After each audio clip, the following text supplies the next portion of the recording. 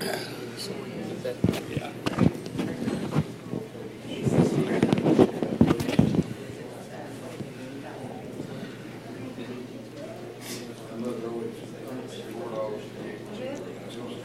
right, y'all ready?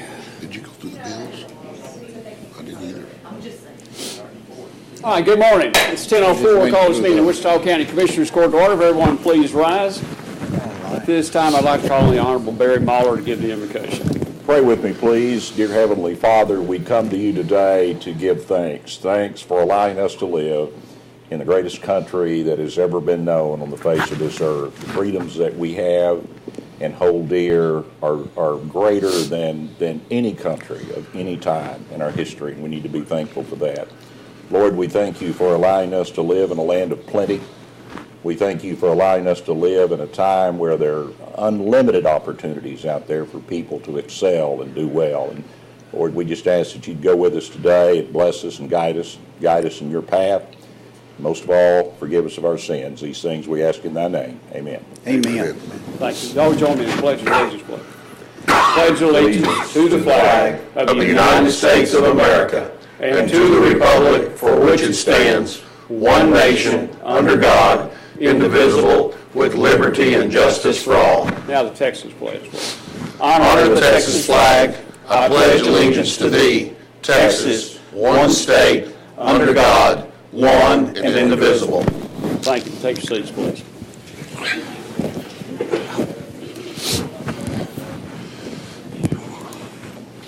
We do have one introduction. I want to ask Ashley Cully, who came in here on her birthday today.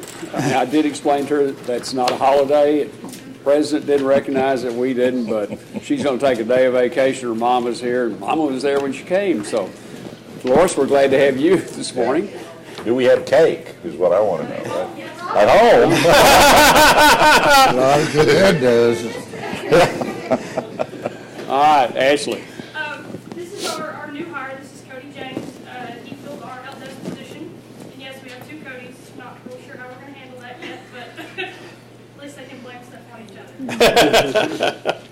He lives in Burke, and he was born in Wichita Falls. Cool. Okay. Welcome. Cody, tell us a little more about you. Can you just make it I can absolutely. I actually live in off of Missile Road, so it's kind of Wichita Falls, Burke School District. I'm excited to start here in IT, and first real IT job I've had. I went to school at MSU, still degree seeking, so I got about two years left. I finish up, and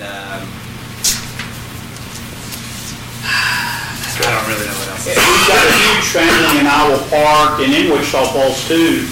The James family, Doug James, he's a banker. Billy James, Daryl James. Are you related to them? No relation. Not that I know of. I have a lot of family in the Dallas-Fort Worth area. We got hired, Jeff. A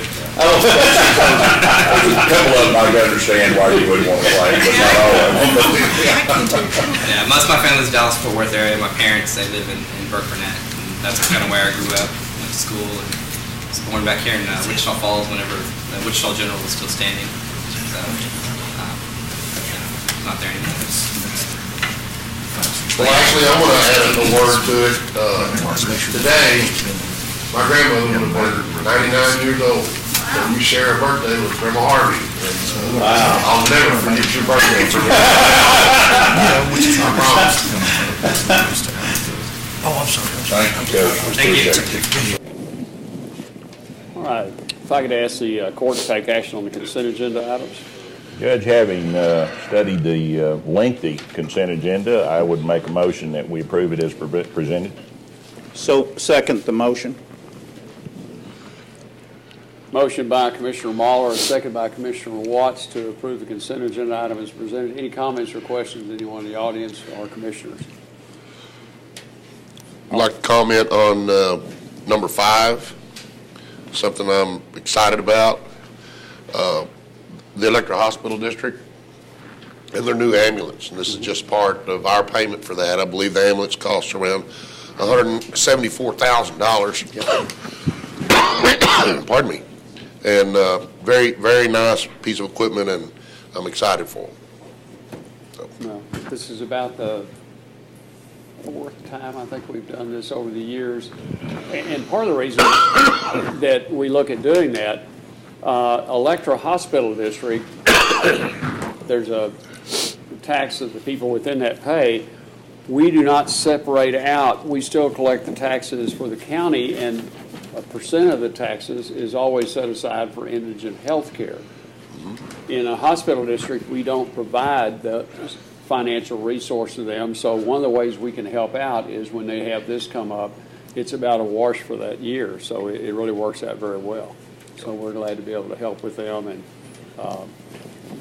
they really went longer this last ambulance than normal, so we're glad they're getting a new ambulance. Okay, any other comments or questions? Okay, all in favor, signify by saying aye. Aye. Opposed, same sign. Motion carries 5-0.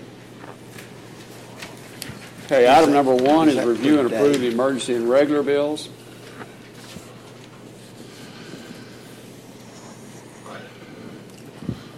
Judge, after reviewing the emergency and regular bills, make a motion that we pay our bills. Thank you, sir. I'll second that, Judge. Okay. Motion by Commissioner motion by Commissioner Gonzalez, second by Commissioner Mahler to approve the emergency and regular bills. Any comments or questions on the bills? Judge, I just want to make sure, and it hit me Saturday afternoon, are we following up on the fuel surcharge monies, Devin, that, we'd had a vendor with fuel surcharges and we had agreement without those, and so who needs that?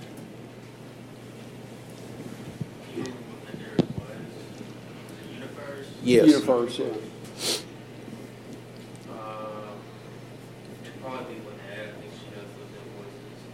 Do I just need to call and can you have her, tell her? Okay. Okay, great. That needs to be one of us that would follow up on that to ask for that. Willie, have you had anything to do with that? I was thinking, no. Okay. All right. Okay, any other comments on the bills? Okay. All in favor, signify by saying aye. Aye. Opposed, same sign. Motion carries 5-0. Ashley, you asked me, a couple of you wanted to move up because you had... Okay.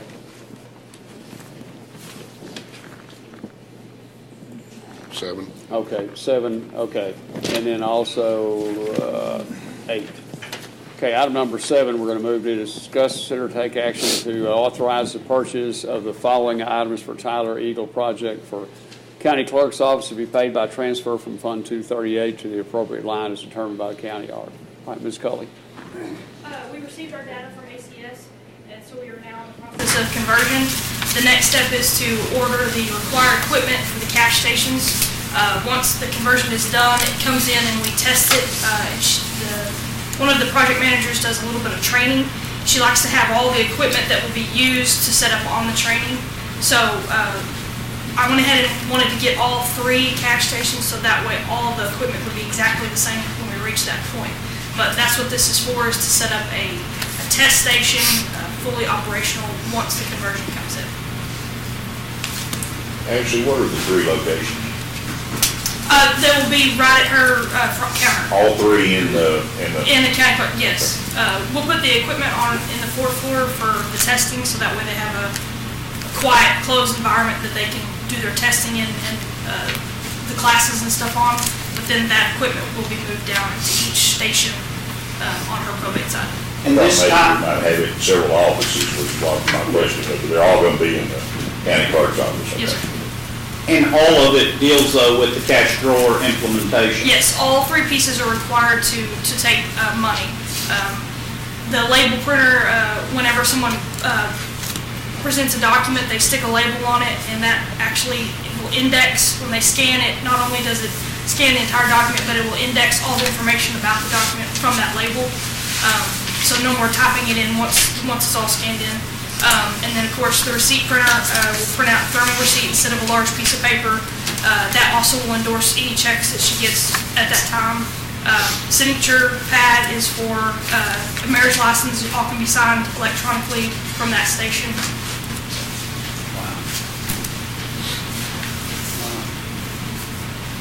ask for to take action, or do you have other questions? So moved, Judge. Second. Motion by Commissioner Mahler, second by Commissioner Watts to approve the item as presented. Any other comments or questions? All in favor, signify by saying aye. Aye. Opposed, same sign. Motion carries 5-0. Item number 8 is discuss, consider, take action to award telecommunications systems RFP to Webfire Incorporated, subject to negotiations regarding the final list of equipment and contract. Commissioner Watts? You'll pass them down, Barry. I wanted everybody to see, Nancy helped me get that in a visible version.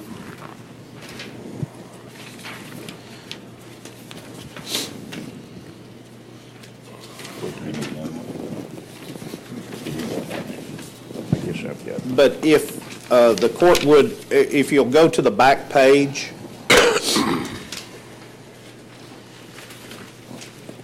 and look right in the top left-hand corner, you can see an agent's name, the amount of hours they're on the time clock for, the amount of time that their phone is available to receive calls while they're on the clock. And then the third column was the total time they actually spent on the phone. Just because you're available to take calls don't necessarily engage you for calls. So you can look, and then that fourth column there depicts the percentage of the day on the phone. This is just a piece of a report that generates itself to quantify the usefulness of these agents here. And I wanted to let everybody take a look, because, man, would this not be a good tool at appropriate time to look at the need or non-need for personnel coming budget time, which is around the corner. And I just didn't know if this, we've talked about these quite a bit, but I just didn't know if everybody envisioned what they actually could summarize and detail out. And of course, the front page and second page deals with just daily activity in each, and then the very bottom, underneath the dark bar on the back, that bottom does the stats per an agent, and that's here in Wichita Falls. This is my office on the underneath those three, so you could kind of get an idea of what's what. But very, very, very, very useful information. If we were looking at this kind of information during budget, wouldn't you have to know what that person was doing, why they were on the phone? I mean, if that's the number one phone answerer, I'm trying to think of what we boil this down. Oh, there's a lot of scenarios, Judge, you would have to work up something unique for your departments. It would need to be tweaked, but you could generally pull, we recently hired a person in the first of the year to help with the phone. Well, if you pulled a report from the quarter preceding that and realized that total call time equals 4 hours for the month, would you be receptive to hiring a person for a 40-hour work week, 4.3 weeks a month, to answer the phone a total of four solid hours? So that's the tool that becomes beneficial in this regard. Well, it certainly tells you what your phone traffic is. Of course, then you've got to take into consideration other duties, what all else is going on. Oh, absolutely. At the deal. But like, say, if you were running this report on somebody that was in the parts business, and you were looking at your parts people that were filling orders and whatever, and then you could balance that between phone, walk-up customers, pulling parts off the shelf, shipping and all that. So, yeah, it's good data. You just got to fill in the blanks with all the other things that are going on. Now, all of this data, with the exception of the 3 on the very end, or the 2 on the very end, all this data is phone software data. And then those 2 last columns come from other software, but. So a tool of a new system is what you're saying. Right. It's really, I just didn't know if, we've talked about them several times, but I just didn't know if everybody kind of envisioned, because that first thing I want to do is when, and I hear it regularly, we need some help. And so when I see this, first thing I want to do is look at this report and just see, you know, how much do we need help? Well, you can run this with your software analysis that we have implemented some time ago, and begin to put stack the data. Sure. It's interesting data, no doubt. Now, I've never seen this before. Can you pair it up with what number they were talking to? Yes, you can get as detailed. I would have to go across 20 times, Judge, if I wanted to capture everything. Okay, because I was going to say, are those incoming or outgoing calls? In other words, if you're measuring work, if they're all outgoing and they're to, Your mother. the same number, yeah. Well, like here, there's a difference So there's between. a breakdown between outgoing and incoming. Yeah. And also, if you'll look up top, there's an internal call. So if you're spending 5 hours a day talking internally, and all your counterparts are 35, 40 minutes on the phone internally, yeah. So it starts showing and seeking those patterns, and it's interesting. This particular report rolls up only talk time that's customer related, not for internal staff related, or is exempt of that. So, Okay. secondly, I don't know how many of y'all know Father Hoa from the Sacred Heart. If you've ever had the pleasure of getting to know him, fantastic fella. His brother, Andy, Lee and I first became acquainted with when we went to our first commissioner school. Andy is a IT specialist in Fort Worth and is the commissioner, Precinct 4 in Tarrant County.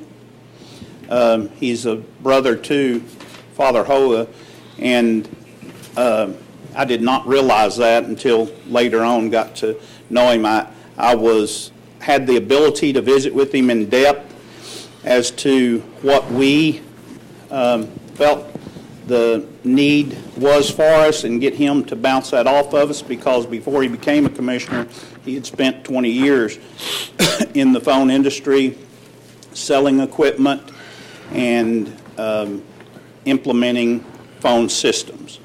So he was, and I told him I'd like an email of this regards, but he was hands down thought that if somebody is making a move in today's time and don't have unlimited dollars, because if they did, they could investigate Avaya. If they don't, most definitely won't NEC. So I enjoyed that, and he walked me through why that is. He walked me through what software is done and the technology behind the software, talking between the internet and phone systems. It was just very good. I learned a bunch. And on this motion, my whole point again is to only begin to negotiate with a vendor. If we cannot reach an agreed upon terms and pricing, we will back up and go a different direction. Okay, is that a motion then? That is a motion. Okay. We have a second.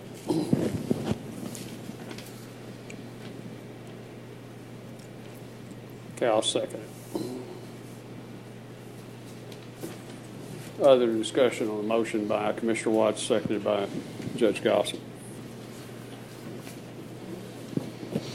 My only concern about this, Judge, is that this thing has gotten so convoluted, and we've had so many opinions, and we've talked to numerous people, that I just think it might be I mean, I don't have a real problem with the system. I like a lot of the things it can do.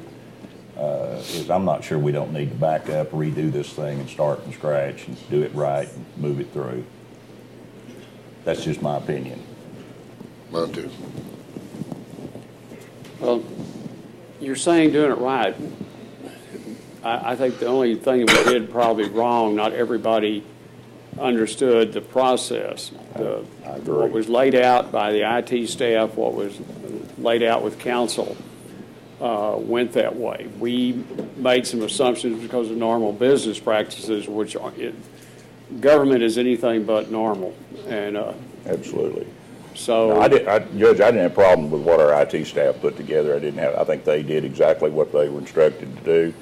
It's just that I think when it was laid on the table for us, we didn't proceed as straightforward as we would like to do when we deal with these kind of matters. And I'm not pointing a finger at anybody for that, other than I'll lay that in my own lap. That thing got a little confusing there while we were talking about it. That's my concern. I don't have any problem with what the IT staff did, or the fact that we could go back and do this thing and lay it out and have a clean sheet and move forward with it. I mean, I think we probably need to do something about our phone system. I think there's some savings there for us to do it and upgrade it and do it right. It's just that this thing got complicated. well, the only thing I'd say, with the amount of time and investment and where we've gone to and what's been put out, this isn't moving you to accepting a contract. This is moving us to see that, with Commissioner Watts having been the lead person on this, can we get to an agreement on the equipment status and stuff that is more in line with the price we'd like to pay for the phone service? And second, then can we come back and agree on a contract with them, because there's already been so much put into it. I'd like to at least to turn that over and look at it. We haven't committed to a contract, and I think this is where we're trying to get to, is the next step in the legal process under this kind of a request for proposals. Could we ask opinion of Meredith on procedural, how do we proceed with this? Meredith, could you explain to us where we are and how we move forward? Yeah, I mean, as I've said multiple times, the process is the same that we followed with the medical contract. All we're doing, you have two options when you have bids presented to you. You accept a bid or you reject all bids. By accepting a bidder, all you're doing at this point is saying we're accepting it subject to negotiation on the contract and terms. So we still have the process of trying to go to that vendor and say, these are the things we do want, these are the things we don't want in the contract, and get an agreeable contract in place. Just like we did with Southwest Medical Group, we reduced that contract substantially after what was bid. But if we don't agree in the end to what the price is and what the terms are, what the equipment is at that point, then we can go back to the other bidder at that point and determine whether we should accept that bid instead. There's nothing wrong with doing that. We're just saying, at this point, based on what the committee recommended, we're going to accept this one subject to negotiation. Well, there's different procedures for proposals and bids, is that not right? This, yeah, as high technology items, they're allowed to be bid through this competitive proposal procedure, which is the same, essentially what we decided to do with the Southwest Medical Group contract. When there are things that are subject to, a lot of variations and variables in a contract that touches as many offices as ours does, then we can go into negotiations with them on what equipment we want on the back end. The weird thing about competitive bidding that is not the same in the private sector is that we can't do all of that before we accept the bid. The law just doesn't allow it. Seems You can't, stupid. yeah. I'm not the one that writes the laws. So you don't negotiate prior to, Right. yeah. Right. I mean, if we took all of the medical contracts on our face, clearly we wouldn't have picked Southwest. But we got it in a place where we were happy with what we got based on what the information was. It was still the one that was recommended by the committee, even though it was the most expensive, but it's because we thought they understood what we needed and they provided what we needed, and we got it down to a price that we could afford. So, or hopefully can afford. Yeah. No different here. We just can't do that. Once you've had your big conference and once you've accepted bids, they're supposed to be held confidential until you either award or reject all. And so we're at a position where we need to award the contract or reject them all. And I've advised the court multiple times on my concerns about rejecting them all and starting over.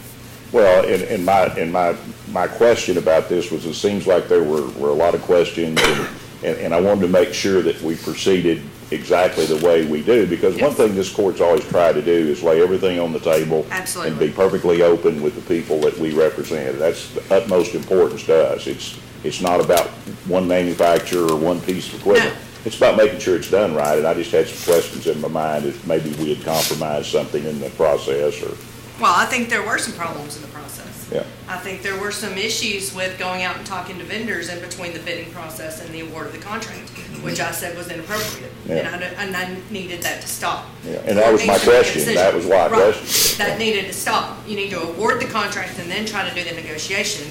And if it doesn't work, it doesn't work. If the court doesn't agree to the final contract that comes in from that bidder, doesn't agree to it. You It can comes reject back. it at that point and come back and decide. At that point, you can decide, am I going to go to the next lowest bidder, or am I going to rebid it at that point because I couldn't come into a contract with this one? So But we after- can't do it before you make the award. Okay. So after the negotiations, Yes. that if we agreed on this today, then that final contract comes back before the court for approval. Absolutely. That's Yeah. the It's understanding. always a two-step And process that for includes us. a list of equipment, costs, everything else you. The you have on. details. The details. Exactly. Yes, ma'am. But And that's- we could even serve as the committee to review that in work sessions prior to it coming back to court. We don't have to be exempt from Yeah. that process, correct, Mary? Right, once you begin negotiations. Now, once you begin negotiations, this came up with the CCS and the Southwest Medical Group, and I want to make sure we're all on the same page of how this has to work. Once you begin negotiations with that bidder, you negotiate with that bidder. There That can't be bidder side only. negotiations Sure, with the other bidder, because Sure. you didn't award the contract to them. They only come into place once you decide, I can't finalize this one, I have to stop this one. So if you finalize. Can't negotiate with both of them. Yeah, if you finalized and you said, no, we just can't quite get there, Right. then you've got the option to go to bidder number 2 or rebid the deal. Is that what I'm understanding? Yes, sir. Okay. Well, that clarifies some things for me. That's a little different than what I was reading. Well, and that's why I wanted to be sure, Yeah. because I always have the same concerns, but I think to follow this through at the point we are now, to get to that, to make a yes or no decision on the final negotiated contract and pricing and equipment, then we've done the full process. If that doesn't work, then we start all over.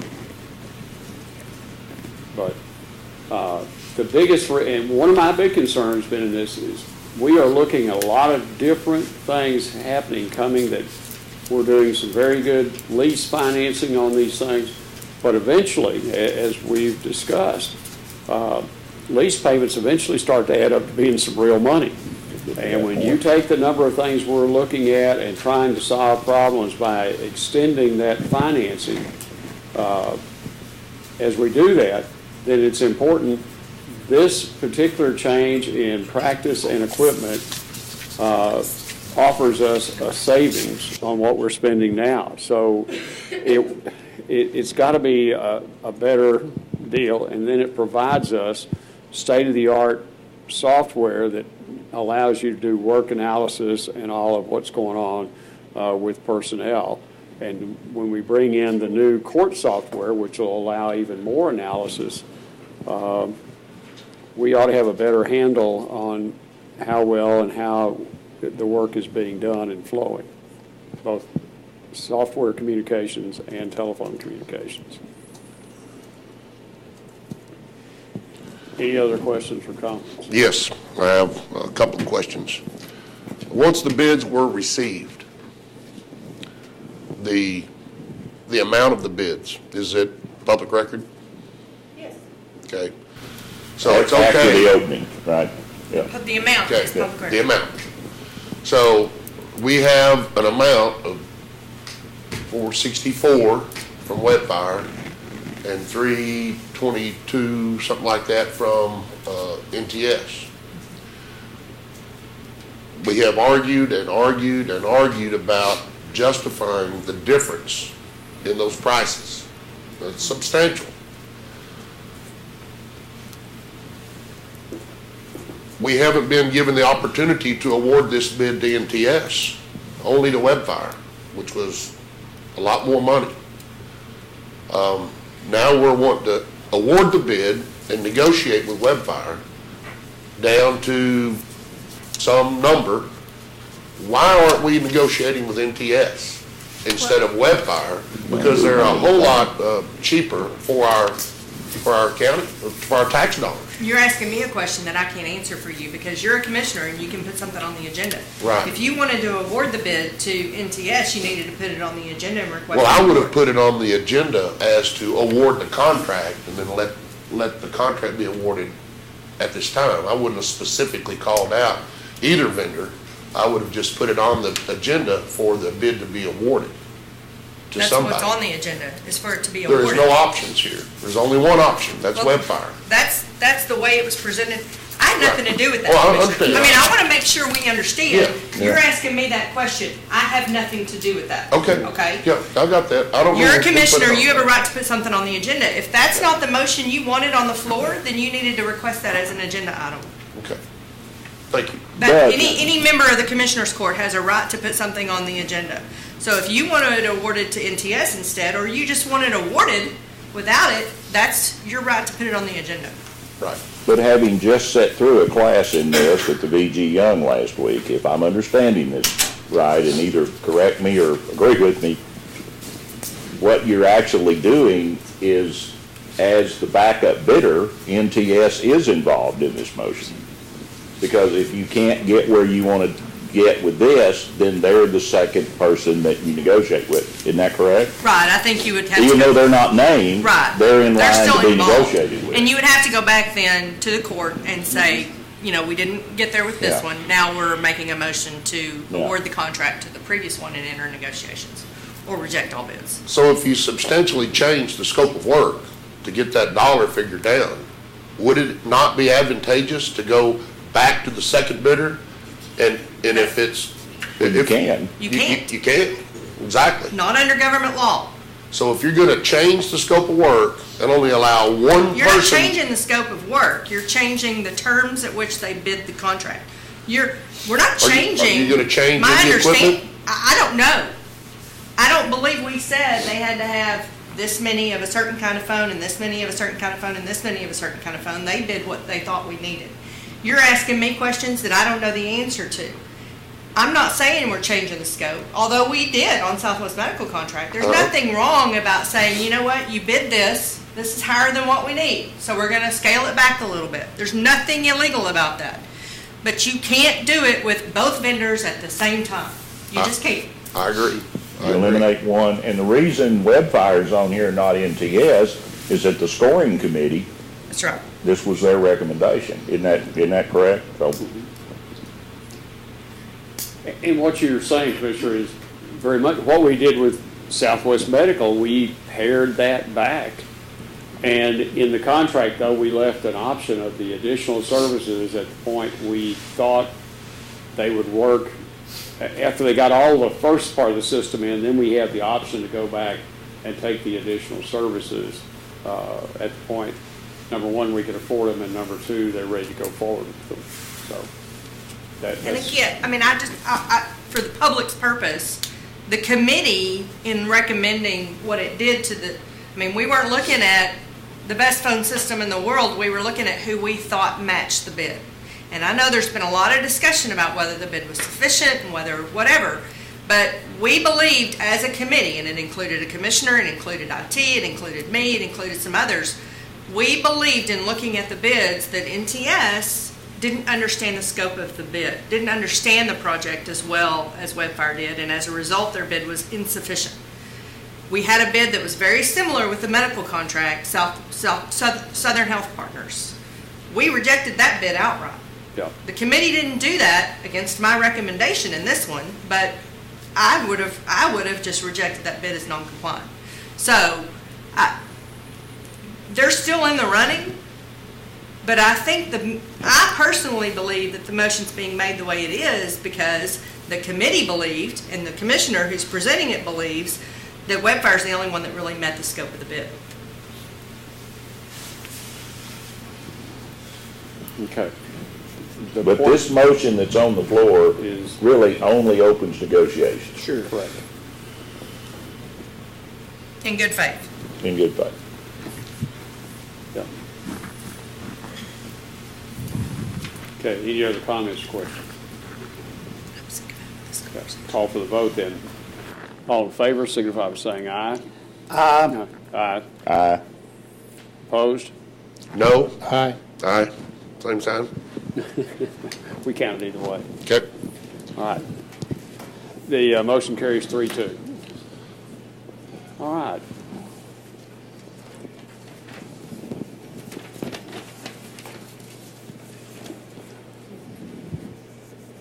Now, We'll back. okay. Andre, I'm sorry we left you kind of hanging there, but I needed to try to take care of the others at this time. Item number 2 is receive reports and presentation from Andrea Rafe of Direct Energy Business on the county's 2015 usage history. Commissioner Watts, I think, and you kind of Yes, brought this Andrea, together. thank you so much for coming up today. You have, of course, known Willie a lot longer than myself, but you helped us clean up in the midway into the year, the electrical service, and Commissioner Mahler has told me numerous times about the dilemmas they went through trying to just understand where some particular things were at. You were able to help us work through that. Now we have a unified vendor for that, and it's been great. And we just wanted to hear some numbers as to what we're spending, what the trend you think could be happening. So. Absolutely. If I can, I'm going to drop off some. Okay, but a little, don't be overwhelmed. Just a little summary for you guys. Do you have any Crayolas to go with those? Oh, I wish I had 2 of these, but I don't use them. There you go. Thank you. Thank you. So to start off, good morning, by the way, and just to start off, the main front page is kind of a summary. All the other pages. Would you mind that microphone? Yeah, bring it over there to you, or just go ahead and work from right there. Thank you. Okay, so the first page, is this one? It's just a summary. The other last 20 pages is just kind of the data behind it all. But the first page, to give you a summary, I kind of went back for 2014 and 2015, just so you have something to compare with. There really isn't, as I drill down into the usage and y'all's costs, there really hasn't been that much of a change, which is good news. We don't really want to see any kind of spikes in your usage or your billing.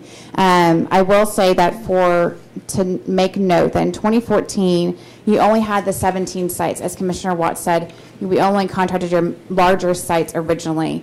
In 2015, August 2015, that's when we added, I think there was about another, I can do the math real quick, 13 or 16 sites that were mainly guard lights, smaller sites that don't use much usage, that we did add to y'all's direct energy contract, just so it's easier to manage and overview to keep track of. So back to the original page, in 2014, your TDSP, which is your on-core charges, that is the distribution charges to get the power delivered to y'all's facilities, was $141,532. Your commodity, which is the direct energy charge, which this cost is what you guys are able to go out to bid for, and that is based on market conditions. You guys spent $315,000. Taxes is the PUC tax and the GRT, gross receipts fee. So you guys are exempt from any sales tax, but there are a few other taxes that you guys can't be exempt from by the Public Utility Commissions. And that came out to be about over $9,000 in 2014.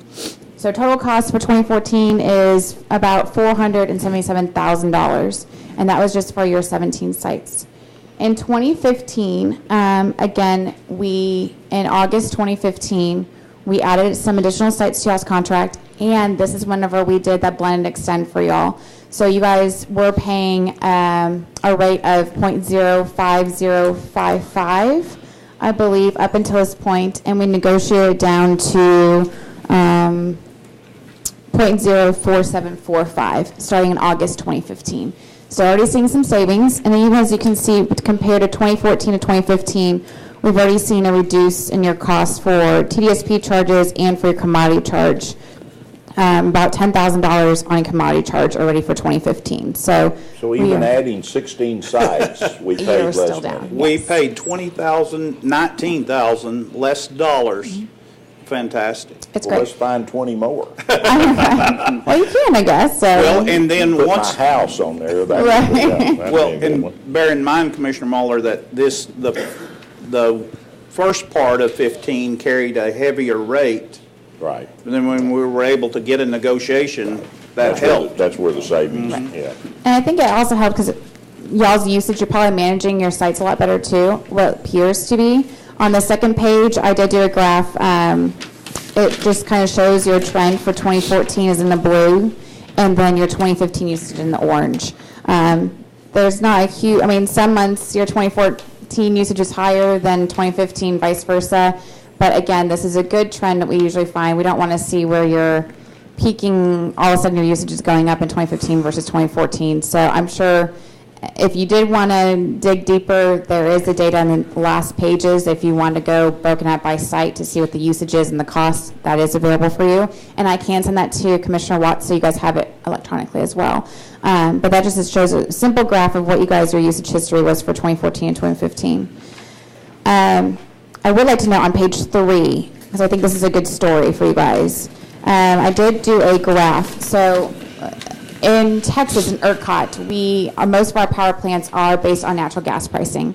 As we all know, gas pricing is pretty cheap right now. It is a commodity, so there's never an easy point to know exactly when to buy. It's like the stock market, right? You're kind of taking a gamble when you're buying. But this right here, I highlighted kind of close to where you guys did your purchases. Originally for your, I think it was like a 50-month term that we signed originally back in August 2012 at that 5-cent rate. That was almost, now I know you missed kind of the nice dip in May 2012, but that's when we did see a significant dip in the market was in 2012. You guys took a pretty good, you hit the second dip in 2012. So that's good. And again, last year we saw a significant dip, and again, you guys are pretty close to that bottom of the market. So either way, kudos to y'all because you guys hit pretty well. Most customers, I know some customers are on the top of they're not hitting the bottom, and some always want to try to get precisely on the day that it's the lowest. It's impossible to do that. So either way, this is a good story. You guys have taken advantage of pricing at its all-time low. So I think we're in a good position for y'all's electricity rate. Your usage looks good. If you can do that, you don't have to work for the county. All you need is a telephone and a broker. Right. So, exactly right. So, I mean, we're definitely keeping an eye on the market. You guys are locked in for another good 3 years. Definitely going to keep you guys updated with what's going on in the market. But right now, there's not a whole lot of volatility. Market's still pretty much where it is from what you guys signed last year in August. So let's kind of stay tuned for that stuff. So. Right. Andrea, great information, fantastic, exactly what we wanted to see. Exciting to know that 2016 we can add to this picture, and really appreciate having someone that understands the concept of the whole energy thing in you, and I appreciate you taking the time to come down. Know that we will want you this time next year for the same. I'll put it on my calendar. The same exact thing. So perfect. It's a big It's a big budget item, Yes. electricity. It is. Andrea, you said something about we cut back on usage. And I was just looking at the orange compared to the red. And does anything tell us what the total kilowatt consumption for those two different periods would be? I was just trying to figure out, okay, if we use less, obviously it should cost less. Correct. But I see the first January and March, we used More. considerably more. Not, I don't know what you call it. When you look at the bar, we were, It's about 70,000 yeah. kilowatt And hours. then over in July, we hit a pretty good increase there. June, we were a little less than we had been, and May and April. So I was just curious what that total consumption came up to. I can tally it up by month for you a little bit better for the cost. Like I said, I have it all kind of broken down by sites for all those other 20 pages behind those charts. Okay. I know that's a lot of information, so I can always kind of tally it up by the month for you, so you can kind of see what the cost was for January versus like July and so forth. You know, June, July, and August is air conditioning, which Yes. is one of It the is. big, heavy users. And That's typical for any Texas yeah. company. And I bet that January and March would reflect probably a cold spell. Exactly right. You I- would expect that. And 2014 was a little bit more of a significant winter months than it was 2015. Just like we're experiencing right now in 2016, you're going to see the same trend whenever we come back in 2017. You're going to see that January, February of 2016, there really isn't much usage, right? Or probably compared to 2014. We're just not having the cold weather. You're not turning on the heat as often and so forth. So that's probably why you're seeing in 2014 the usage being a little bit higher than 2015. You know, but I can definitely drill down a little bit more to you by the month to show you the interesting. costs and so forth. But keep in mind, it's just kind of hard because it's some of it's going to have to go based on if you want to drill down to like your bigger sites to see compare a little bit more. So Well, I think it's important for us to look at that energy consumption, because as we move forward in upgrading and updating some of our heating and air conditioning equipment, which we're beginning to have to do because of age, well, that's a significant change, and we need to be looking at, you know, all the efficiencies that we can find, because that's where we're spending a bunch of our electric dollars. and if you are interested, and I can send more information, and we can always come back and talk about this. But Direct Energy just recently acquired Panoramic Power, and it's a third party where we can install sensors on y'all's circuit level, and we can drill down. Same thing as you guys are kind of talking about the telephones and so forth. We can drill down to as specific as you want to, and watching and managing your usage. So if there's, for instance, I know some counties want to watch larger counties have like the water treatment. So they put on those like water treatment plants, or even within your buildings, or if you want to go down to even based on what your laptop is using. That's kind of too detailed, right? Nobody really cares about what exactly each laptop is using. But we can help monitor that so we can kind of manage. If you guys are really interested in drilling down your usage as a whole, we have solutions for that, you guys are interested in, which I can send you more information. That's probably another whole day pitch and discussion, and giving you guys some numbers to look at that as well. So Last week, I went to a presentation out at Midwestern by a man named Robert Bryce. Okay. Does that ring any bells with you? it does not. He is a member of what's called the Manhattan Institute. Bright guy. He's written several books on energy. Okay. And I had never dreamed that program was going to be as dynamic as what he presented, and talked about the single greatest increase in electrical consumption in the world. Where do you think that is? I'd say China. No. He said that's a good answer, but not the right one. Iowa Park, or No, you were closer with China. He said Vietnam, wow, followed by Indonesia and Taiwan. emerging economies. Yeah. Emerging economies. And you know, I never thought about why we called Africa the dark country. or the Dark Continent, Right. because it literally is. Right, Those little wood-burning fires and candles don't show up big, right. but there is not. But that's another growing area in fossil fuel consumption. Yeah. But- See, Judge, what happened is, on the China deal, one of the reasons they probably don't show up is a lot of their stuff's done off the grid. They're doing it with portable gen sets, where they go out and build a factory and they'll set gen sets. That's why they've got such air pollution problems. They're burning diesel and fuel oil and whatever to generate electricity, and it's not on the grid, probably wouldn't be counted. Yeah, and he said one of the other areas that has grown also was South Korea. But he said at midnight, if you flew over, you would literally fly through all this light, and then the only place is Kim Jong-un's house. No one has anything on at night in the whole country, probably. But Well, it's always interesting to see those satellite shots at night, and you, like a map of the United States, and you can pick out the major metropolitan areas just by the night lights, Yeah. but interesting.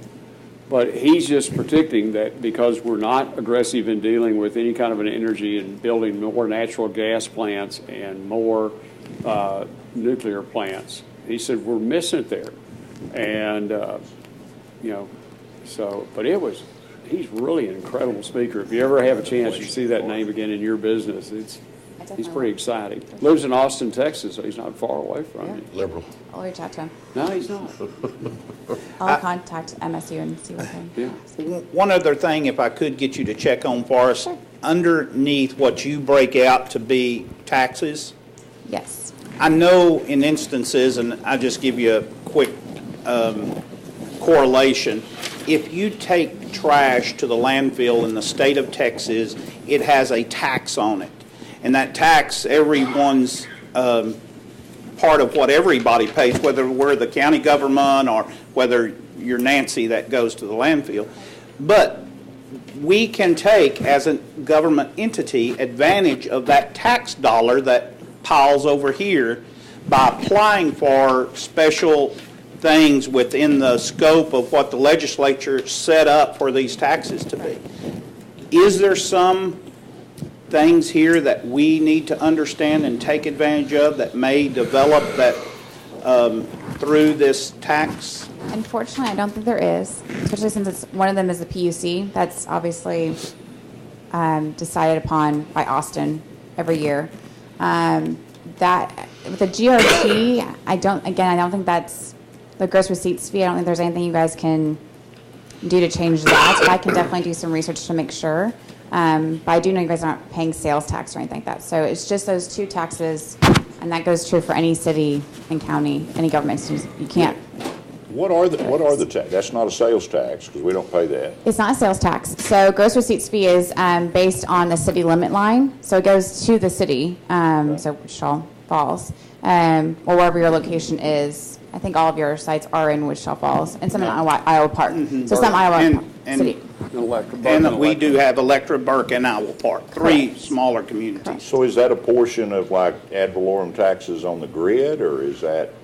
It's the way it's calculated formula. It's different by each city.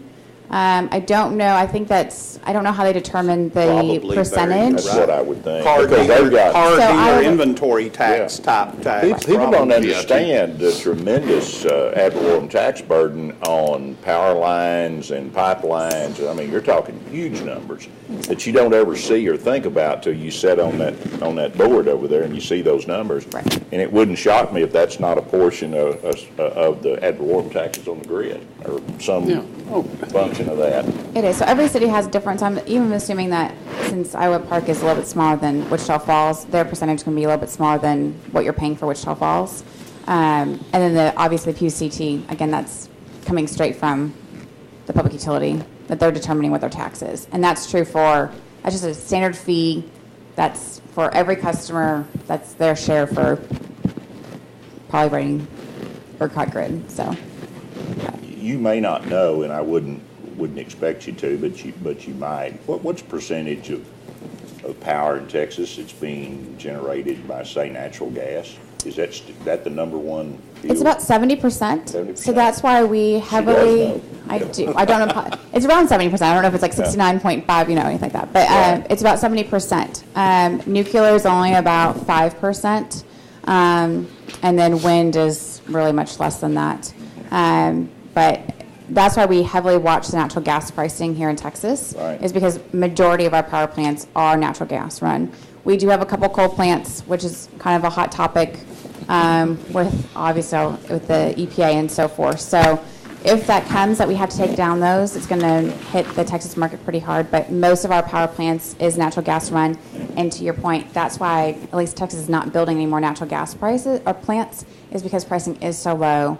Nobody wants to invest the money, the millions of dollars, to build a natural gas plant when we are trading at $2, sub $3 for natural gas. So What is the coal plant at Oklahoma Union operating now? I'm sorry? Is the coal plant at Oklahoma Union operating? They are. There's 3 of them still operating. Somebody said they hadn't been operating in the last few months. I I think they've shut been down running for a very turn. mild because, again, the cost of natural gas, we're really using natural gas power plants right now. And again, we haven't had a significant winter, or even last summer wasn't that crazy of a Right. hot summer. So we really run natural gas pricing to its fullest capacity, or at least the newest ones. There are some we call the black moth, like power plants that are older and not as efficient. We turn those on, obviously, during the peaks of the summer Right. to try to help with the load. That's a dual fuel plant, isn't it, Lee? I always thought it was. Okay. Interesting. One of the other interesting statements he made with the interest in renewable energy, such as solar panels and wind farms, and he's not a fan of the wind farms. He doesn't. If they weren't subsidized, they wouldn't be worth the investment. If you kept up with the annual increase in electricity consumption with solar panels, you would cover an area as large as France every year in solar panels. And he thought those were kind of okay because he was spending $45,000 to put them back on his house, take the old ones down, put the new ones in. It's a little different between residential and commercial. Yeah. Again, we partner with Solar City as well right now, and the cost to install and get the solar panels up and running for typical commercial customers, you're paying on average, they do a 20-year PPA, purchase power agreement, and that rate is anywhere from upper 6 cents to low 7 cents.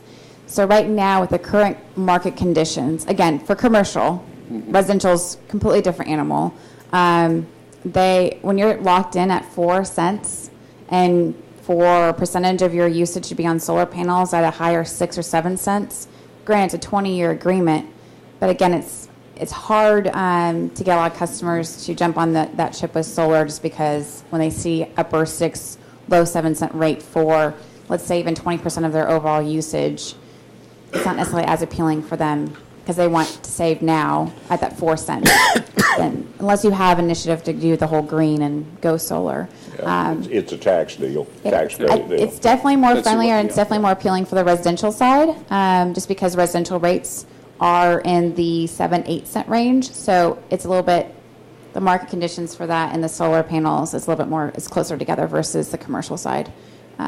But at least it's more appealing for like out in California. It's a big boom out in California.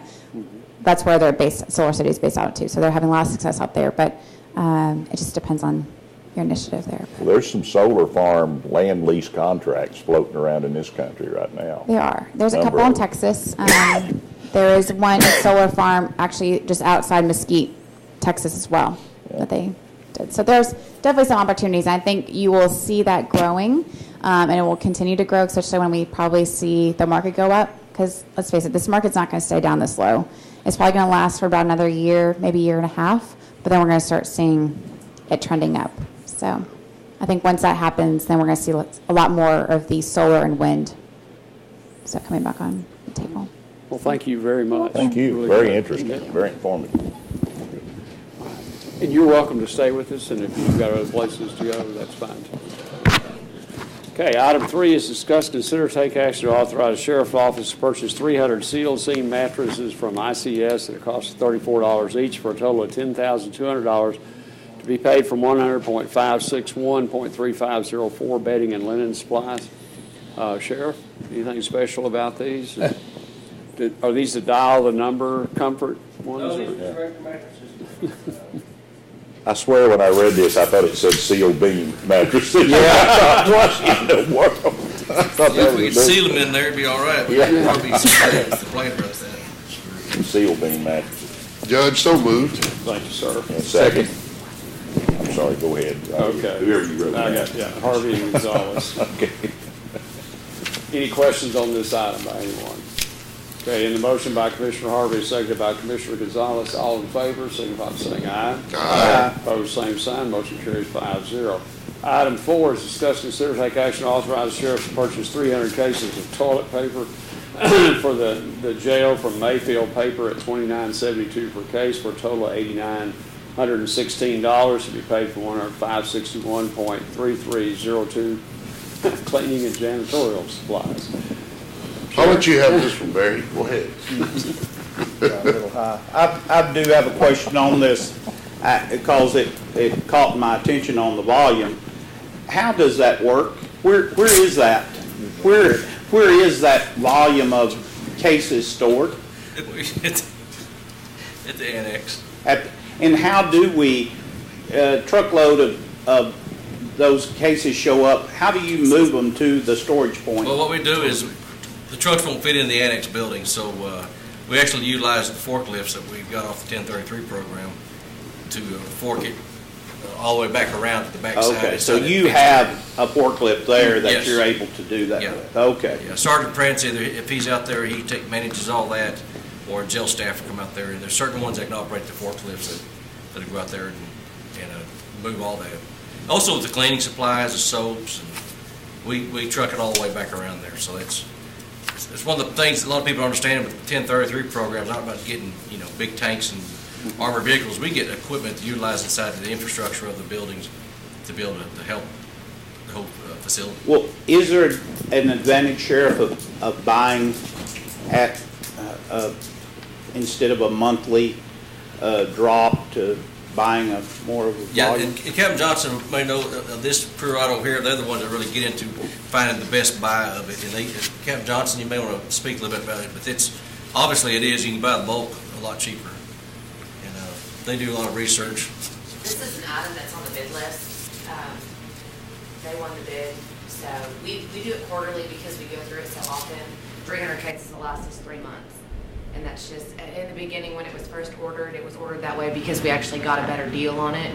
Instead of shipping it in every month, we didn't pay as much in shipping costs with the truck. So we just continued on with that, and since we have the place to store it, it just makes it a little bit easier. That way we're not having to keep up with as much ordering all the time. Yeah, good deal. We do try to find the John Wayne bulk paper, but they don't sell in that bulk. Yeah. Pretty good.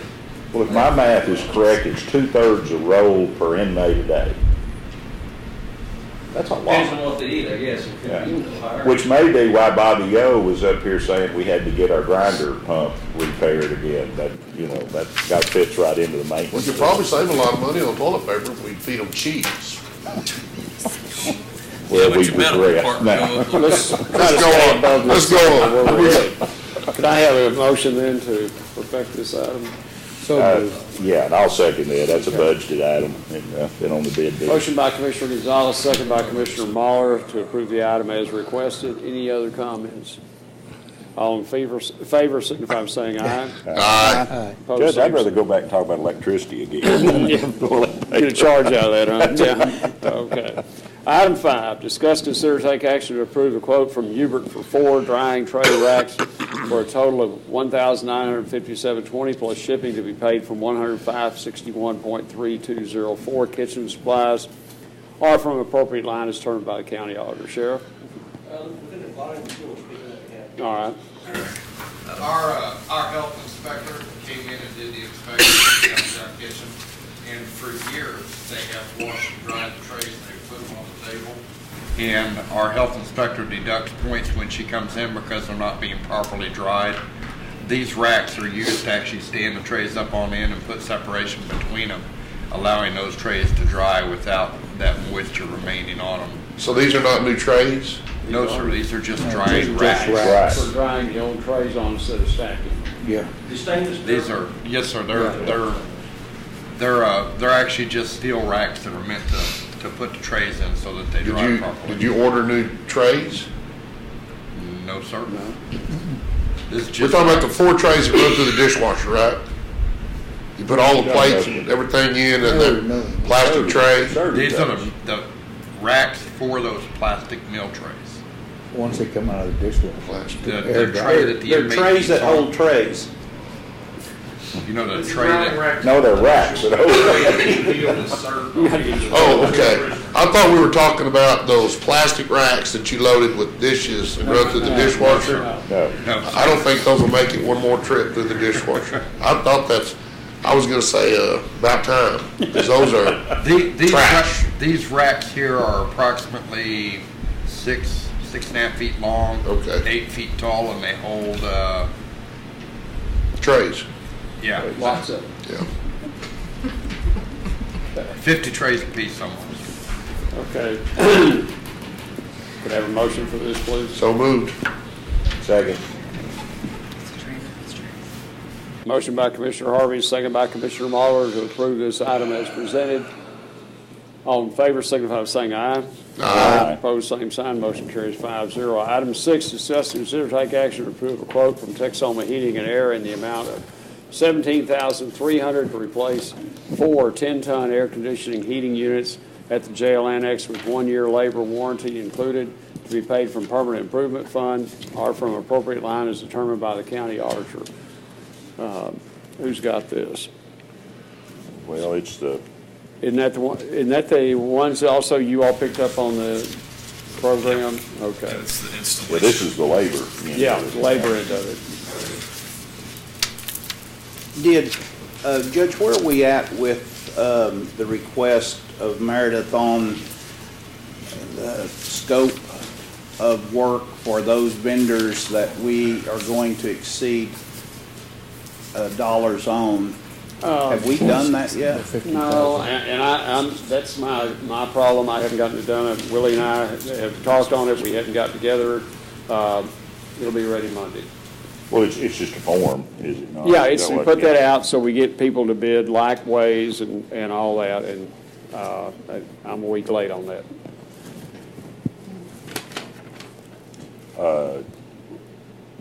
And we've got some other air conditioning items coming the next couple of weeks as we try to get ready for summertime and trying to get some of this old equipment updated.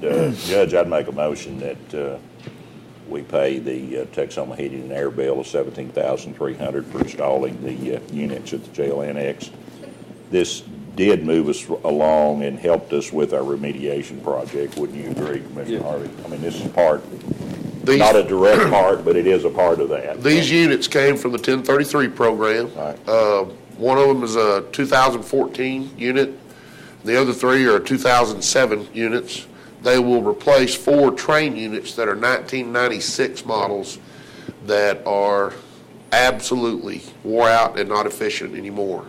The Sheriff's Department did a great job acquiring these units. We actually have 5, so we have 1 left over to do something with. It's a 10-ton unit, but what this does, these are 2-stage units. We fight humidity there. Mm-hmm. So these units, the first stage will kick in, and it actually sucks out the humidity, and then the second stage kicks in for temperature control, for comfort control. So this also will help us tremendously on our electric bill. It would not surprise me if we didn't offset this cost pretty quick on it. They're much more efficient units. Than Absolutely. what we're Does out this include the crane that'll set these up on top? It does. Okay.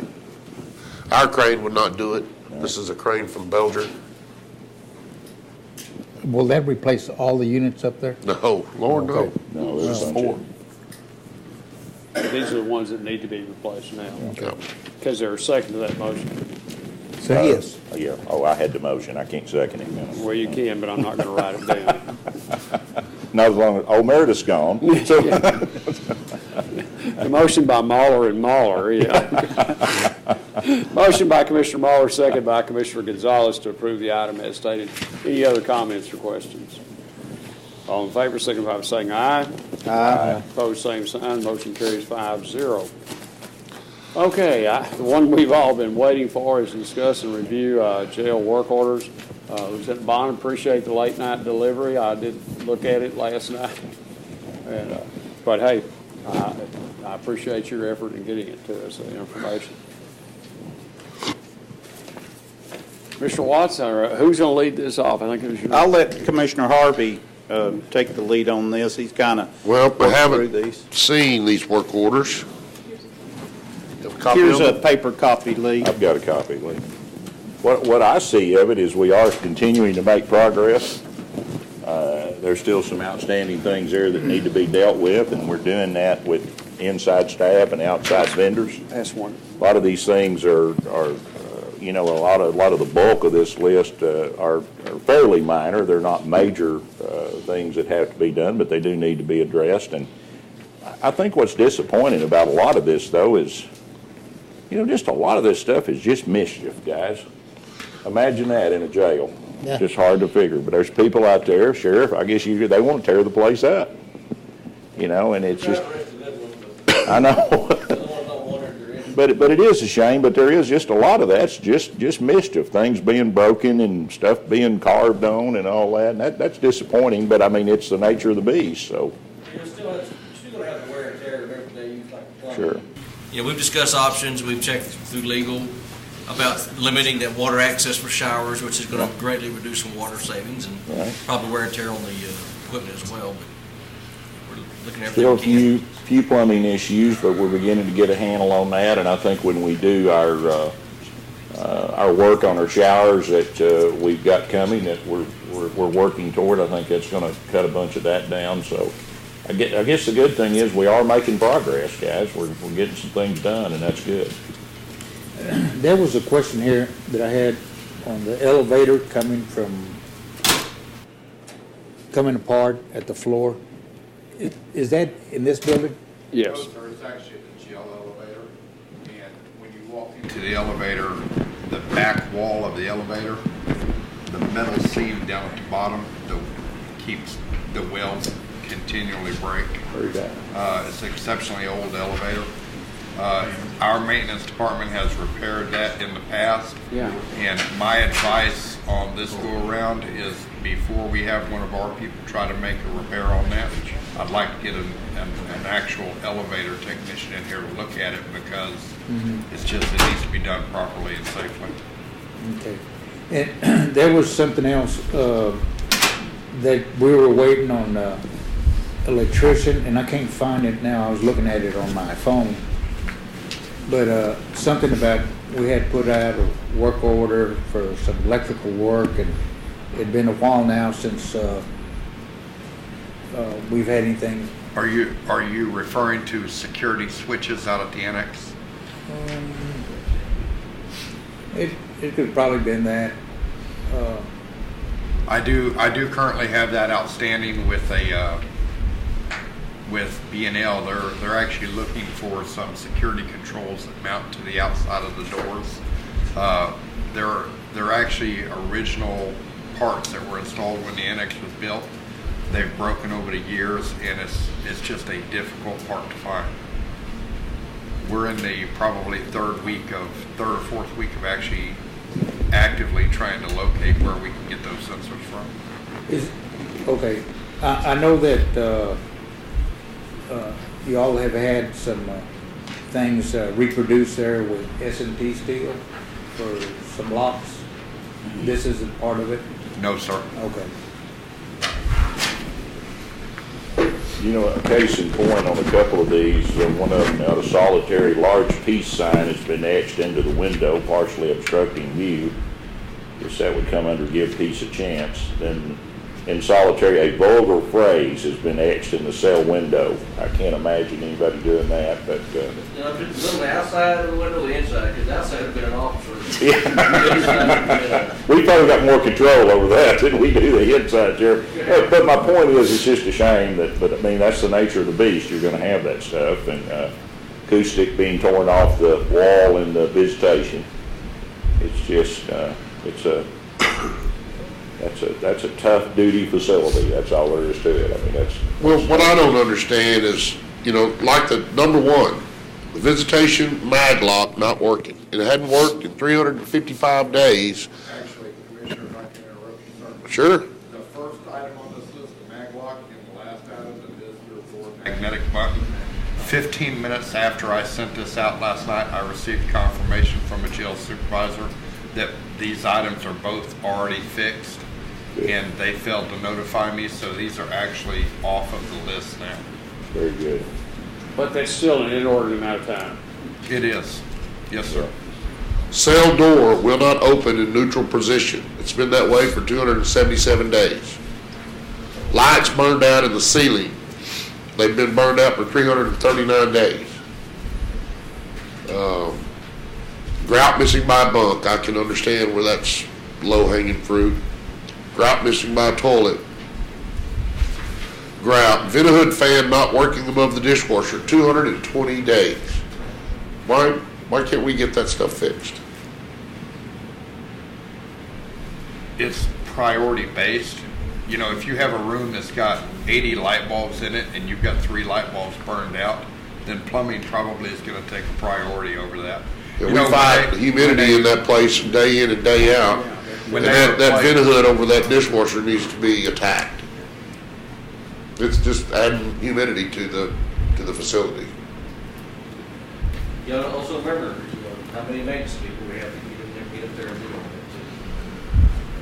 Okay, but we can bring in outside, that brings me up, how are we doing on the 2 positions we've had open for months on getting anybody? One's hired. One is hired, and the other remains open. He starts, I believe we're going to try to start him next week. We just got some of his medical appointments finalized. Good deal, good deal. Boy, I tell you right now, guys, our maintenance guys have got a lot going on. There's several projects that big projects that they're really scrambling on. I met with Bobby O this morning. We went over some things. So we're really strung out on maintenance. They're scrambling to get it done, but it's a big job. With everything that they've had going on, their performance inside our facilities has been pretty consistent for the past probably over 90 days. I mean, we're closed anywhere from 20 to 30 work orders a week. You know, and people that don't realize it are not familiar with this facility. And of course, first of all, we're looking at old facilities, not just the jail, but all our buildings, are older. And it takes a lot of maintenance. I'm not saying that they're bad buildings by any means. It's just when you get into age, it does take more maintenance. And we were very happy. We were afraid we'd lost our rebuilder. We keep a spare pump for that muffin grinder deal at the annex. And because of the way the sewage is situated out there, it's very important. And we change one, Sheriff, every 6 months or so. And we've got one now that's heading that direction. And we had lost our repair facility that kept our spare rebuilt, but Bobby O has found another source, and so it looks like we're back on track with that. That's kind of a deal, because you need somebody to you need one of those on the shelf, because you're going to need one. Working, you got a lot more. Yeah, you're exactly right. Yeah, considerable. But he's found another source to get that done so we can keep a spare on the shelf, and those are the kind of things that we're trying to do to get proactive, to make sure that stuff is handled in a timely fashion. After one of our meetings with the linen company, and we started charging for sheets when you don't have your sheet on laundry exchange day. That's helped, I think. I heard the comment that that's cut down on that, since people are now paying $7 a sheet instead of running them through the grinder. When it says day room, what does that mean? I think the common area, the TV's at, they'll sit there and eat there. So there's a day room at 4-7 that we don't have any hot water in the shower. So that's the cells we went in that has where the shower's going to be redone. That's called a day room, where there's a bunch of bunks in there. It's not a big area, obviously, in the downtown jail. They're not real big, but that's the day room. 4-7 would be downtown. Yeah, then the other two. And you're going to have the cells, and then you have the open area, and you've got showers out in the open areas. Sink and laundry has multiple items stuck in drain top. What that is, Daryl, do you know? We're afraid to put our finger down there and check it. One of the things I'm wondering is, with 2 commissioners that are looking after one downtown, one annex, coming here on Monday morning gives the whole court a good idea, but should there maybe be a meeting that you all have more often, that you have a chance to focus on why something is lingering this long and get the additional resources. Our maintenance personnel, even if you get the other person on and off, it's going to take a while to get them up to speed. There's still an awful lot of stuff to take care of and to keep up and to do that maybe we do a little more management of, okay, we need to bring in somebody else outside to do this and get this Judge, done. you got to remember of the last 10 years of how many buildings we have the county owns, how many maintenance people we've had in maintenance, how much issues in all the buildings. It's just having to get to where we're now getting a more emphasis on the jail maintenance, but you can't let go all the other maintenance of the courthouse and the other building, obviously, and these guys. And we just got one hired. You look how long it's had open to get this one hired. Right. I know we discussed it in a work session before about maybe track somebody that has a lot more maintenance experience to want to work for the county. Probably have to look at this next year's budget to raise that pay, so we can get good qualified applicants that will not only want to work there for that, but it'll be a career for them. Well, I was kind of hoping So some of there's a these lot of oil this field just layoffs build-up. would help us. Yeah, we're still fighting the buildup of time that's against us on why we got issues now. That's just bottom line. I tell you what, though, even with the, and I don't like to use the word surplus of people that are out there in the job market right now, although in some areas there are, that is one of the things we found is that good, maintenance people are still extremely hard to come by. People that really have the skills that you need to, because you do need to be pretty much a plumber and an electrician and, and a general handyman. Those guys are hard to find. They're employed and they stay put. If we have the combination of have guys just to maintain the basic things, then we got a plumbing issue, the plumber comes in, electrical comes in. That's the route we're going to have to continue going. That's the way to do it. But we've also Get somebody on board. and we talk about our other buildings, and just this morning, Bobby and Joe and I talked about a couple of major projects that we're going to have to address here in the next 30 days or so that are creating some problems for us that is going to take our attention over, in another direction for a few days. So, the life, things go on and there are other issues, and we've got a couple of major issues that we're going to have to spend some time on. And don't forget, we still have the inmate work crew, the inside guys that are still doing the things that can maintain. So that's. Can they change light bulbs? I'm pretty sure they do. They do, yes, sir. 700 at a whack normally.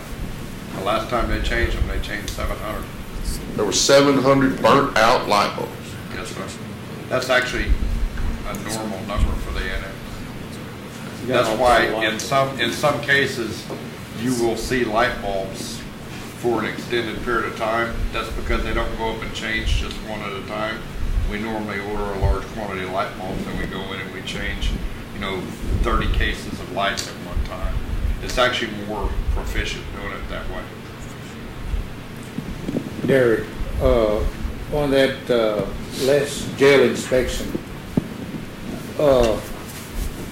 where are we as far as the things that we didn't pass?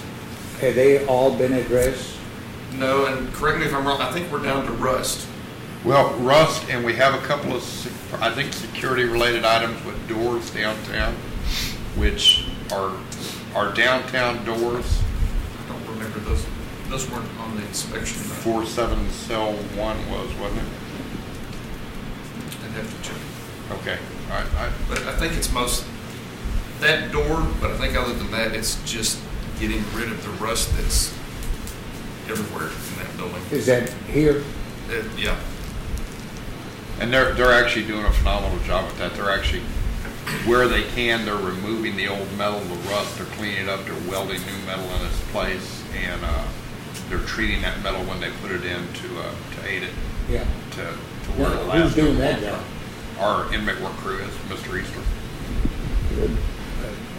Well, rust is a tough issue when you're in a high humidity atmosphere, and the sad thing about it is, what a lot of people don't realize, and yet we're limited by law as to what materials you can put in there because of any of the plastics. Lee, I think we've had that discussion with them. Rather than going with some of the plastic stuff that wouldn't rust, you can't have that in the facility because of the vapor problems that would cause something caught on fire. So it's really tough when you're limited as to what materials you can use and you've got that kind of a humidity situation. But we're moving forward. And we hand paint that stuff as we kind of move through it? Is that the way, maybe with the glove or something along on the metal portion? Yes, sir, we have inmate labor that paints that. Derek, you and I communicated a couple of months ago, maybe even longer than that on that.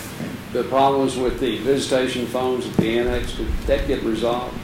Yes, Lieutenant McMurtry and I went out and tested them, and I thought I had sent you a... You sent me something on it, but I didn't think we got it, everything. You were going to talk to the telephone service provider about a couple of them that did have a problem. Well, there was one that didn't work at all, and I think the other was just the fact that you're in a brick room on both sides, and it's echoing. He was on one side and I was on the other. We were able to communicate, but that was just with just the two of us. Visitation wasn't going on. It wasn't No background noise. well, and even then, you know, when I would talk, I could tell that it was just from my own speech giving me some echo going on, and I can't. If you've got 9 people in there, and you have especially, and I don't know the guy that sent the original email to you, if he has, you know, if maybe there's some hearing issues there, I can see you having a difficult time communicating. Well, if they may have had that one that didn't work. They do have some that have a hearing, the amplified hearing beyond what, I mean, you can get the handsets like we use. You may would look at kind of soundproofing it, you know, some where you kind of quiet it down in there for the echo. Yeah. Some tiles on the upper of the ceiling area, along the walls, something's getting quiet. Yeah, because we control that area enough, you're not going to have the same amount of vandalism to a degree. Right. Yeah, because it's an observation. Okay. The toxilizer room, you know, originally it had carpeted walls and ceiling, and it just muffled. I mean, you could hear everything in there. And then years ago, somebody had brought out about painting the carpet a different color, and that didn't work out. So they put some fiberboard up there, and it's still hanging in there. That's a whole other issue. Someone got to replace and fix. It's falling apart in there, but it's you know, it can be done right. Somebody didn't do it right. What maintenance that went in there worked on either, I assure you that. Yeah. Could we get maybe one of the work crew to maybe address that visitation area at some time, maybe with some paint? That thing's awful. You're talking about the outer area? Yeah, I'm talking about the annex and that outer area. It really looks terrible. And you know, that's your first impression when you come in that facility. And I just thought, is there some way we could use our work crew to... The inspector doesn't look at that part. Well, I know, but that's just trying to get the inside ready. That's more of a pride thing. I mean, that's your first impression when you come in that facility, and I think when you walk in that door, you get a bad impression of the facility before you ever really get to the meat and potatoes of it. I wish we could bring that up to a little bit better standard. It doesn't have to be fancy, but it's kind of ugly in there. Well, it's better the impression when you go through booking. What is the status? You're right again, Judge. The status update on the roof work? Willie, you working with Perkins on that? Well, no, the existing work, warranty work that we've had Armor out there doing on behalf of JM and then ourselves as well. The last update we got was from They addressed it on Friday afternoon. Harper Perkins. Friday afternoon. I mean, it's complete?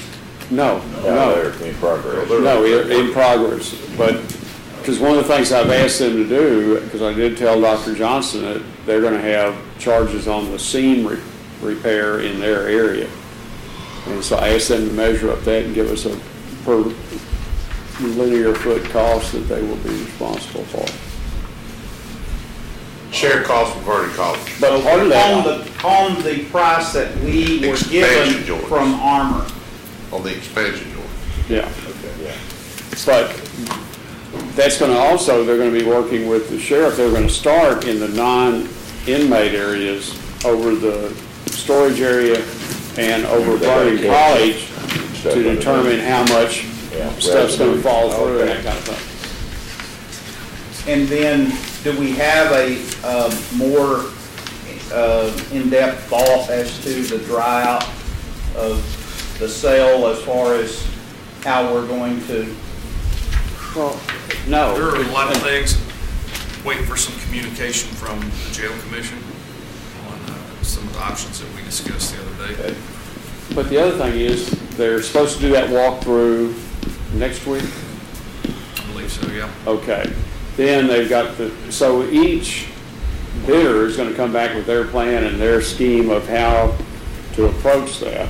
And that's going to be part of what's to look at is how fast can they turn it around, what are they guaranteeing, and how key is dry out to what they're doing. How much are we going to let them have at a time? I mean, Yeah. That's the big. Well, last week, Barry and I were able to visit with a fellow that works close with the Mills Group. Is it Hell Mills? Yeah. And there was an intermediate process that he wanted to come speak to us about as far as taking a look at in between and maybe looking at an inspection and then doing some grades or projected grades out as far as some life left on a facility as they accomplish this inspection. But we were talking through, we're really not at that point because we haven't got the roof finished and we haven't got the showers done. And so to have somebody come in and perform that function and then tell you some projected things, we just need to be at least to that point before we would do that. Well, and I think his deal would also deal with projecting some population out into the future as to what we might be looking at. And that's kind of been a big question in the back of our mind as we talk about our options, because we need to have some kind of an idea about, how, Okay. what do we need? Yeah, I like it a lot of times the word trend breakers is not one of them, but our population exceeds what all the trend numbers done by the jail commission or everybody else. We're running above that number. And there's I'm glad to see y'all will be able to manage and classify the population the way you are, but we're running right at 540 again. And I'm not sure where we attracted from. I loved it when we were hitting at 483 to 495, and then bam, we got out there. I think some of that's from the prison system has slowed down just a little bit. They had it down to where they were picking people up in 15 to 20 days. It's extended a little closer to their 45-day mark, but they've indicated to Sergeant Gallatin that that's probably fixing to go shrink back down a little bit, so we may see a little bit of relief from that. That's usually one of the big factors, isn't it, as to how quick they'll. It's based on how many come in and how many leave, and How many beds they got open, how many they get rid of. How many are paper ready? I believe right now, last I checked last week, I think it was like 32, 34, something like that. Wow. That would help. Yeah, big time. But they may come in and get 8 this week, Yeah. make it 24 this week. See, that would move us toward our ability to get that work done by opening some space out if we just get them on. Is there no way to deliver those people? We have to always wait for us. I checked Friday just to make sure, and Uber. years ago, I believe you could drive them, if you were willing to Hampton, how drive many to can you Huntsville, get in you your could do that, vehicle? but they won't even take them right now. Is Honda Uber? Is Honda Uber? Well, I think that one of there's a tremendous savings here for 2016. I know as we looked last month, and Derek had brought this ideal forward with Captain Johnson as well on the valving those showers. Mm-hmm. Last month, $10,000. Not just in the cost of water, not just for the 8-inch meter that we pay a special price on, but the sewer related to flowing that much water increases because it's a derivative of that water meter reading. $10,000. Now, I promise you that number can be cut in half, and that's in the month of January. I mean, there's nothing significant about January, so we can cut that number in half. And that is a lot of money, Yeah. that just flowing down the drain. And takes care of part of our humidity situation too. What else?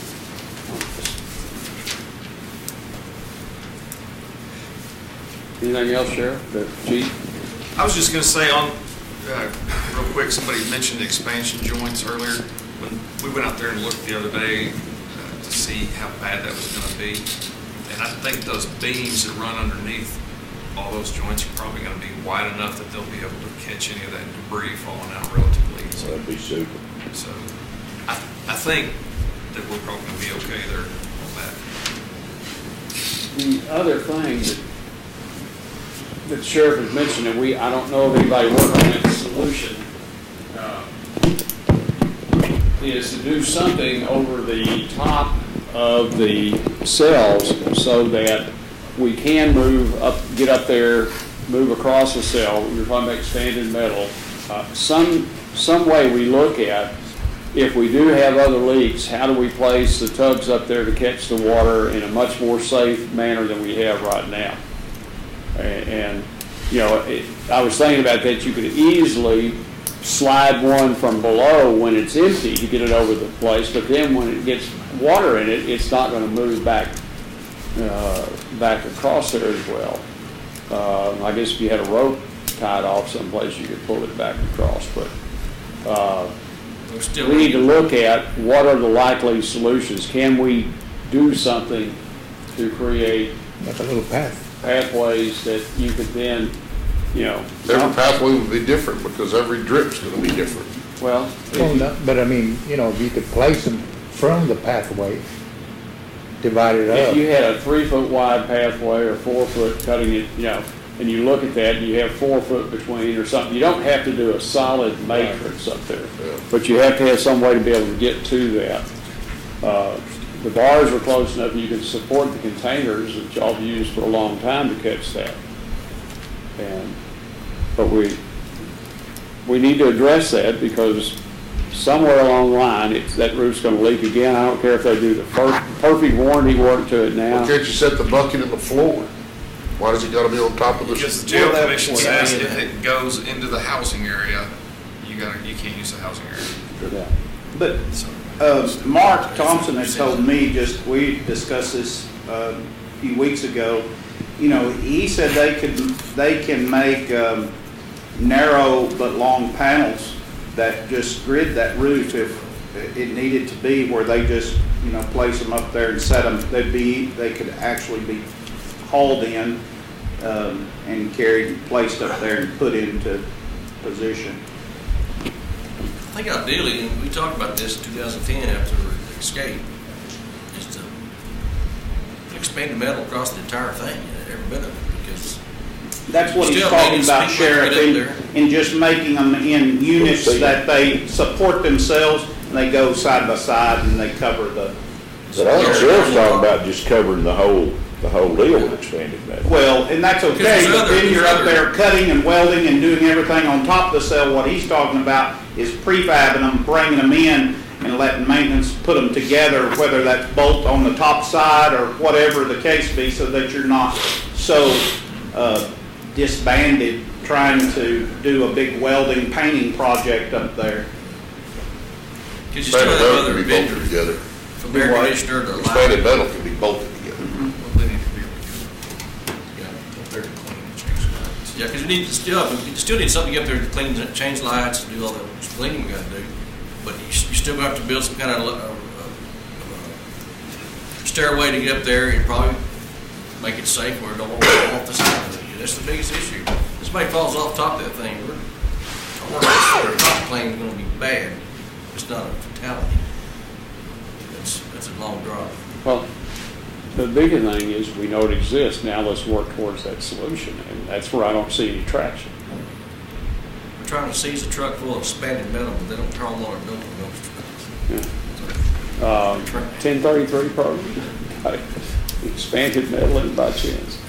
I think the best thing we come up with is portable runways. You know, they put out the Well, marshy area. if they still had that same stuff, that'd be fantastic. Those are aluminum, aren't they? And they had a bunch of them in the Vietnam era.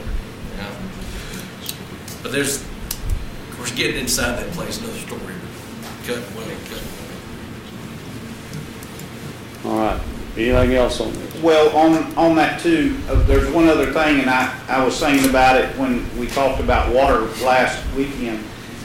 A plan for us on lighting fixtures in the facility.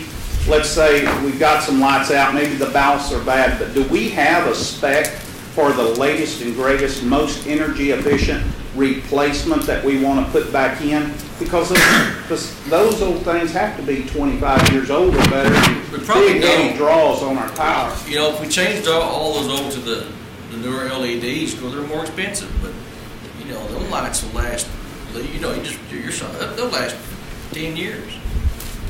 Well, Bobby Yo is working on changing them out here in the courthouse as they come in, and they're doing them, you know, a room or a hallway. So we are well, using more.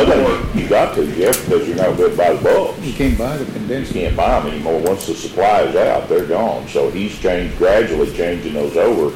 But I don't know that he's working on that project in the jail, but he is here in the courthouse. They changed a number of them over. He has looked at fixtures for the jail.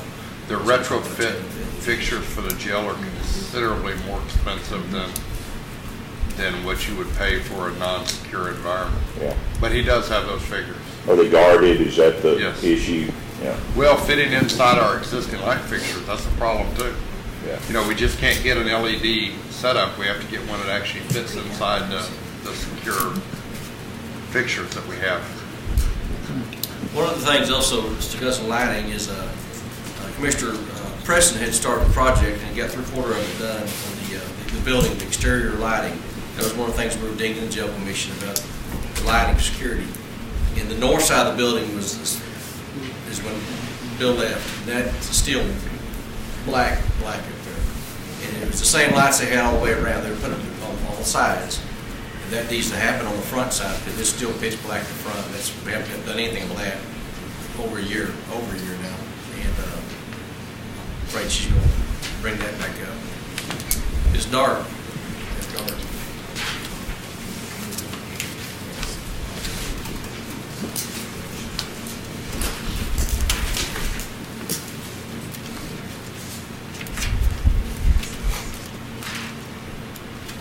Okay, we do have a work session scheduled for 1:30. Is there anything to be brought up in the way of public comment at this time?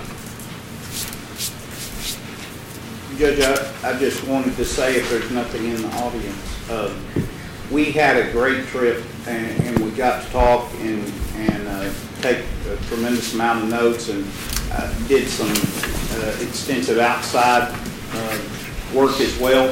One of the things that I got to spend some time with our work comp guy. He said he wants us to, and I said I want him to come to the work session and explain it to all of us, but he said we could take advantage of a possible raising of the deductible, where right now what happens is, the way I understand it, we pay lock, stock, and barrel. They pay lock, stock, and barrel when the clerk slips and falls, bruises her heel, we go down there, we get a $500 claim, they pay it. We're paying that premium based on that.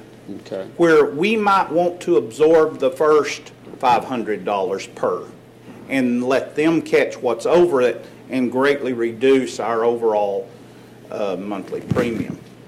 I'd not thought about that. Secondly, he said we're not taking advantage of their program that they have that reimburses us for time off.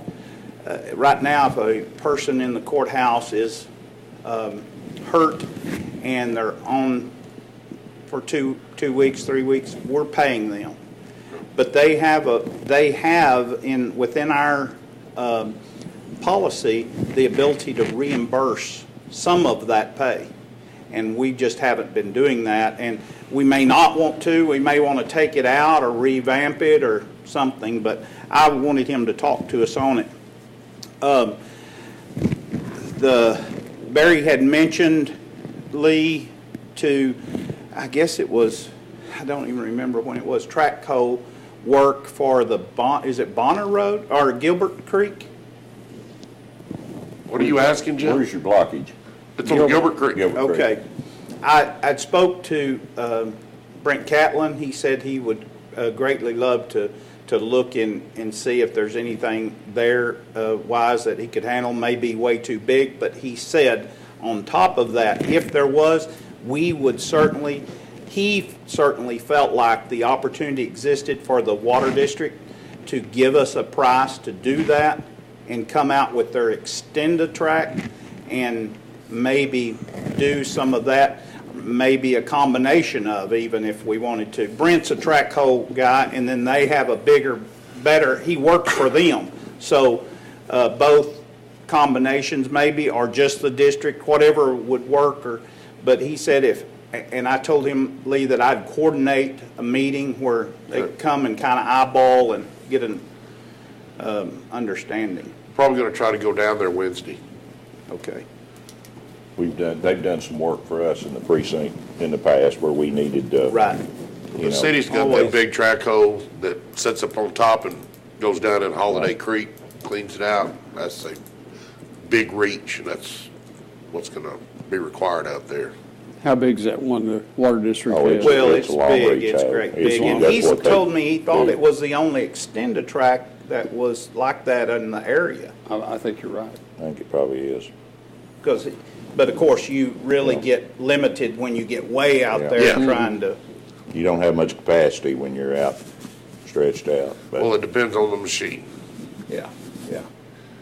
What sets on the ground dictates what you can do with the load arm, so. Okay. What else? All right. It is 11:50, and we'll recess to reconvene at 1:30 to hear a briefing on one of the housing projects being proposed in the county.